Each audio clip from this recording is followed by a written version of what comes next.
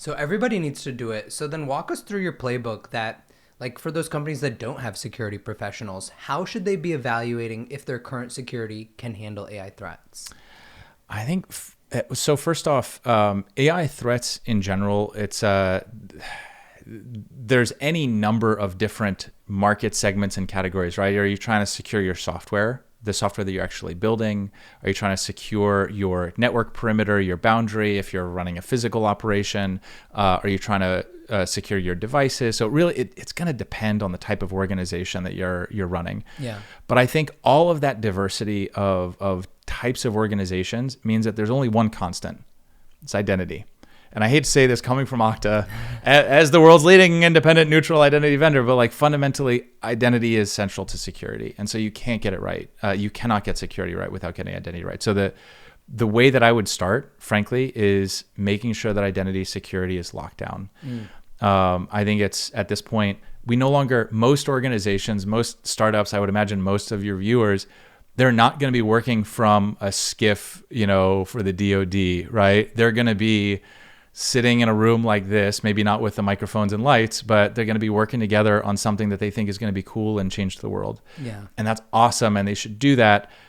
But as soon as you have something to lose, get that identity security down right, because then you're going to have other people. You might have contractors. You might be using, contracting platforms to give other people access to various parts of your ecosystem. How do you secure their access? How do you make sure that they have access to the right things only, right? So maybe it's really easy if you have Google Workspace and you're just giving them access to one or two docs and they have their own domain.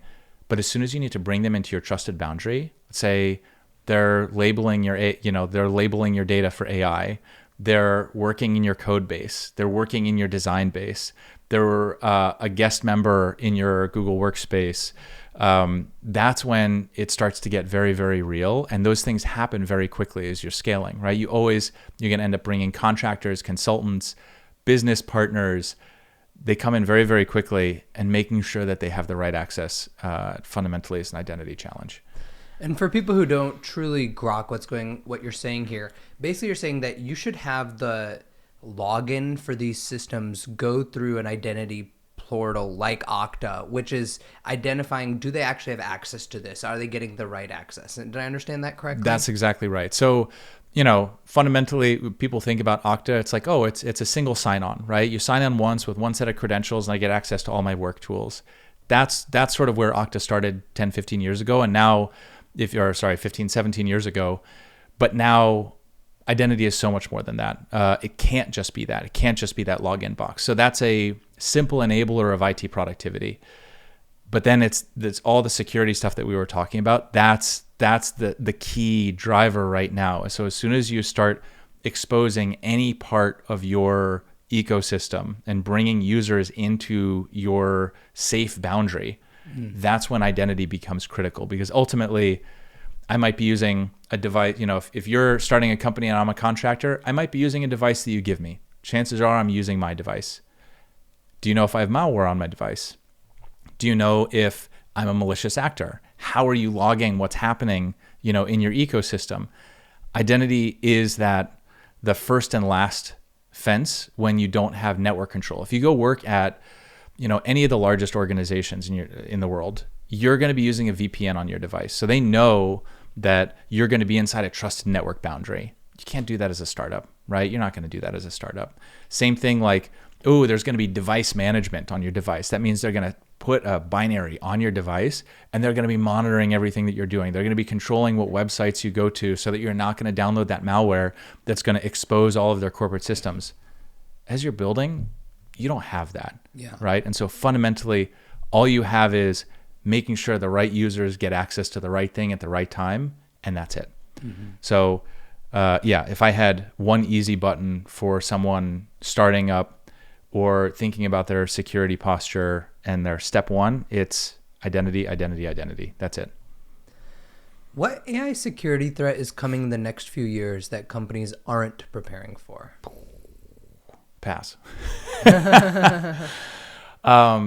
No, legitimately. I honestly, there is so much in flux right now that it is hard to see around the bend. I think so that message of, and you choose to use this or not for the podcast, but fundamentally, most organizations have not done the basics. And that's not to like shame most of it. Like every organization of any consequence has breaches. Spoiler alert, everyone gets breached. Now it's how you detect it, how fast you respond, what your internal and public responses are to that separate. Like, again, I don't want to pick on competitors here, but like, or pick on anyone in the security space, because everyone gets punched in the nose. Heck, Okta got punched in the nose a couple of years ago.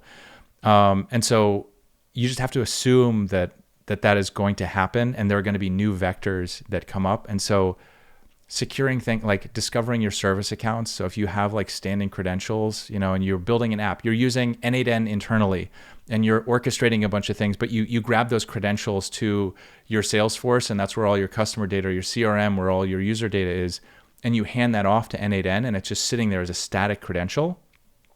That's a breach vector. That means that there's a static credential that probably no one is watching.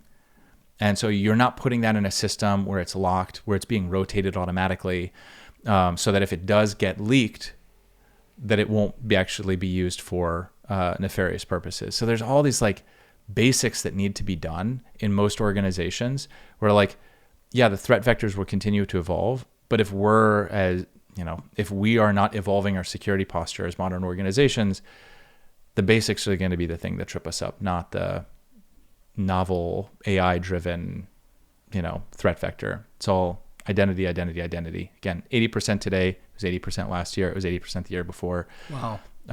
So again, secure the identity. Everything can be secondary after that.